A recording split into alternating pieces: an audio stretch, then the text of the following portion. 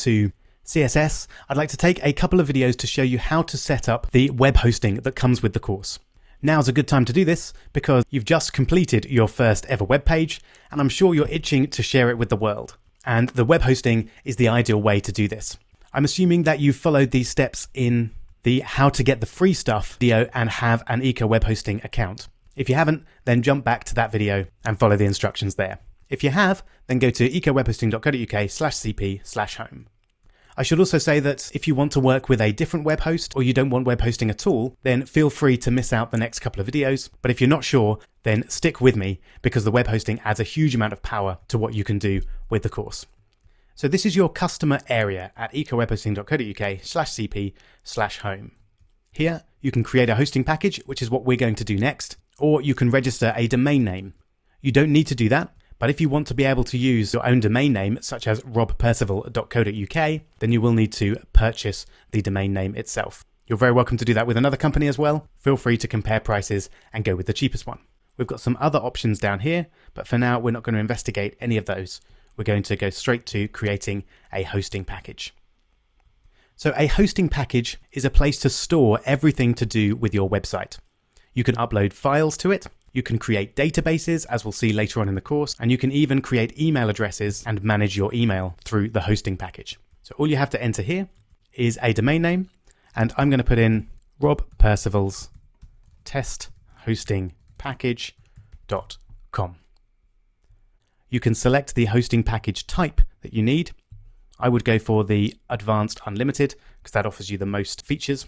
And bear in mind that you'll want to create a domain name that no one else has chosen before. So if you try and put google.com in there, it probably won't work because there'll already be a domain on our system called google.com. If you're really having problems finding a domain name that's not already taken, just put some numbers on the end, like that. Okay, so then click Create Hosting Package, and in the background it will churn through everything that needs to be set up for that hosting package. And there we go. So that's all been set up. You'll receive an email with all the login details for the package. But the easiest way to log in is go down to Manage Your Services and Manage Hosting Packages. And then you should see your hosting package in this list.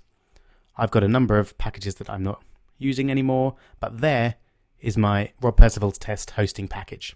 And if you click on that hosting package, it will take you to the cPanel. But I will warn you, it takes up to an hour for hosting packages to be fully set up. So you might want to go away, have a cup of tea, and then come back when the time has passed. Done that? All right, then let's go.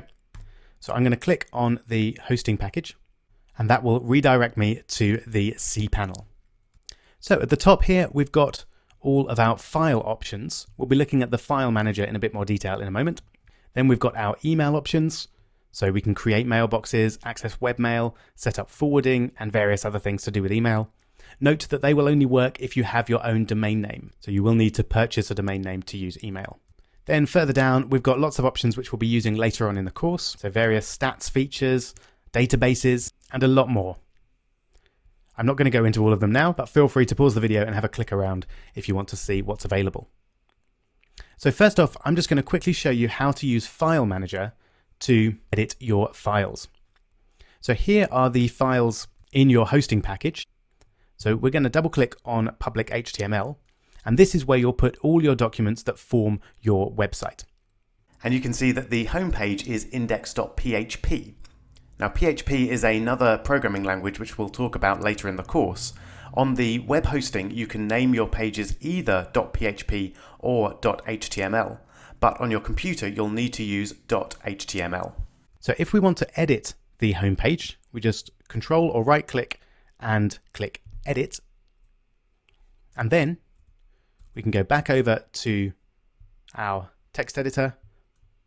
I'm going to use Command A or Control A on Windows to select all of this text. And then copy that. And then use Command A to select all of this text, and Command or Control V to paste it in. So this now is all of our code for our page that we created, but it's on index.html on our hosting. So let's save that. There we go. And then it's saved. And now we can go back to our cPanel, And if we want to see that page in action, then we can click temp web address here and click visit website. And there you go.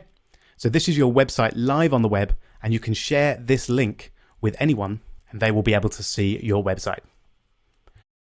Notice how it appears under this web address.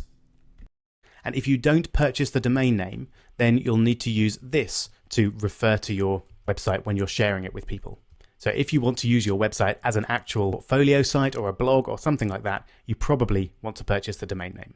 But that's completely up to you.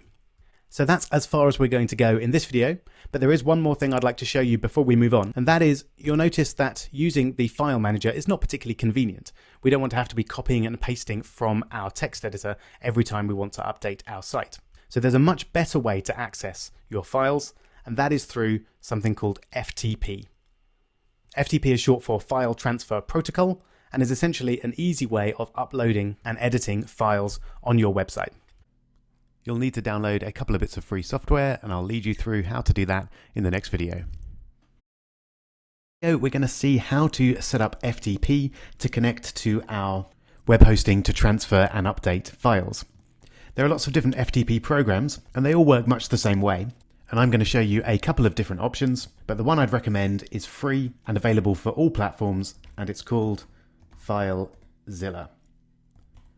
So if you just go to your browser and Google for FileZilla, then you'll find the main website here.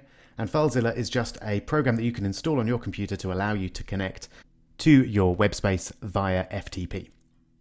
So we want the FileZilla client, so click on that one. If you're on Mac OS as I am, then download that one. If you're on Windows or Linux, then it will hopefully give you the appropriate client to download. If not, then click on the Windows or Linux icons down there. Okay. If you're on a Mac, you'll get an option to download on the App Store, but we don't need to do that. You can if you like, but I'm going to go for the straightforward download option. Okay. Then find the file that you've downloaded, double click on it, same process in Windows and Mac, and agree to the terms and conditions. And this will then begin the installation process. It's pretty quick. On a Mac, I just need to double click again on FileZilla there and open. Windows, you'll probably get presented with the installer straight away. Then we'll click continue. You probably don't want the Yahoo search offer there, so I'd recommend clicking skip unless you want that. And again for Opera. And then it will run through the installation process. All done. So we click finish and FileZilla opens up for us. Click OK, and this is the FileZilla interface, which is very similar to other FTP programs. Not particularly user-friendly perhaps, but we'll get to grips with it. And in a couple of minutes, you'll wonder how you ever lived without it. So you'll see on the left-hand side, we have our folder structure on my computer here. So you need to find your files that you've been working with. Mine are on the desktop. And there we go. So there's our index.html file and earth.jpg. You don't need to worry about these extra files here. They're just default macOS files, which we're going to completely ignore. All right. So now comes the time to connect to our site via FTP. I'm going to use the button on the top left there and create a new site. So we need the settings for our website to connect to FTP, which we get over in the control panel. And they're down here on the right-hand side. So first off, you'll notice here that FTP is currently locked. This is a security feature of Eco Web Hosting to prevent other people accessing your files. You can either unlock FTP by time or by a specific IP address if you know that your IP address doesn't change. So if you know you're on a fixed IP address, then click unlock by IP. If you don't know that, then it's probably best to unlock by time, and best to pick the shortest time possible so that your FTP is as secure as it can be. So I'm going to go for 1 hour and click unlock FTP. Okay, now it's time to enter the FTP details. So first off, we've got our FTP server, which is ftp.stackcp.com. So I'm going to select that, copy, and then head back over to FileZilla and put that in the host name there. Then back over to get the username, which is just the domain name. So Rob Percival's test hosting package.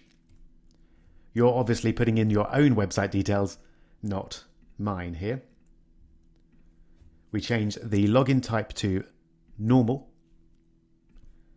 and we paste that domain name into the user field.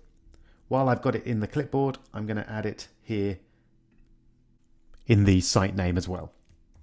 So I'll paste that in. Lovely. So you can have a collection of different sites and you can quickly choose between them within your FTP software. And then the password, you don't have to include that.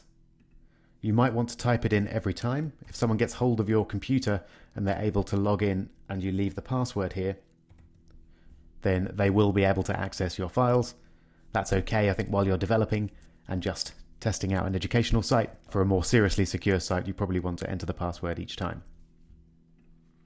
Okay, then we'll just click connect. And as I say, I'm going to use save passwords for now, but you've got a couple of options there. You might not want to save the password, or you want to have a master password, which allows you to access all of the other passwords. I'll leave that up to you to choose. Make sure that you see stackcp.com in the certificate, and then I'd recommend always trusting that certificate from now on, and then clicking OK. And if you've entered all the details correctly, you should see public HTML there and the logging in successful message at the top there.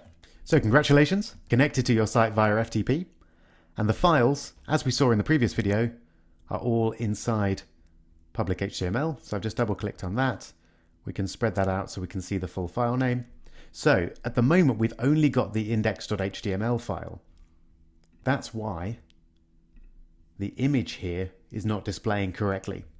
So let's, for a little bit of practice, upload our first file via FTP. It's very easy.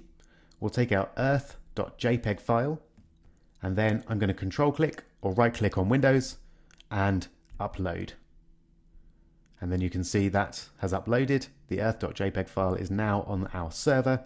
And if I go back over and refresh this page, hurrah, the lovely earth image displays. So we're connected to FTP and we've uploaded a file. Let's just quickly see how we edit files using FTP. So I'm going to take my index.html file, control click again, and view/edit. And this takes me to my editor. And you can see I've got the code of my Hello World page there. So just a very simple edit. Let's say I want to include other worlds in my announcement there. So we'll just change that twice. And then I'll use Command S to save, or Control S on Windows. Go back over to FileZilla, and you should see that the file has been changed. Do we want to upload this file back to the server? Yes. That will then upload our edited version of the file. And if I go back and refresh, you can see that edit has taken place. So it's as simple as that. I should offer a small word of warning. Editing in that way is very fast and simple, but if you have internet connectivity problems, you can on occasion get issues. If, for example, it tries to upload the edited version of the file but it can't, then occasionally you'll find that the file will be reduced to a file size of 0. That has happened to me before, so you do need to be sure that your internet connection is good if you're going to be editing this way. To be absolutely sure that that's not going to happen, you can download the file, edit it offline, then save it, and then upload it just in the same way we did with the Earth image. So up to you how you want to do that, but again, when you're learning, it's probably best to do things as simply as possible, so I'd recommend the editing directly method just to get moving as quickly as you can. Alright, so that's how we set up FileZilla and use it to edit and upload our files. In the next couple of videos, I'm going to show you how to use Firefox and Fire FTP, which is an alternative FTP client, which is the one I use in future videos. Sadly, this isn't being actively developed anymore, which is why I recommend using FileZilla. But if you do want to have everything exactly like it is in the videos while you're learning, then do feel free to use Firefox and Fire FTP. Otherwise, you can jump over the next 2 lectures and head straight on to the end of chapter quiz for HTML.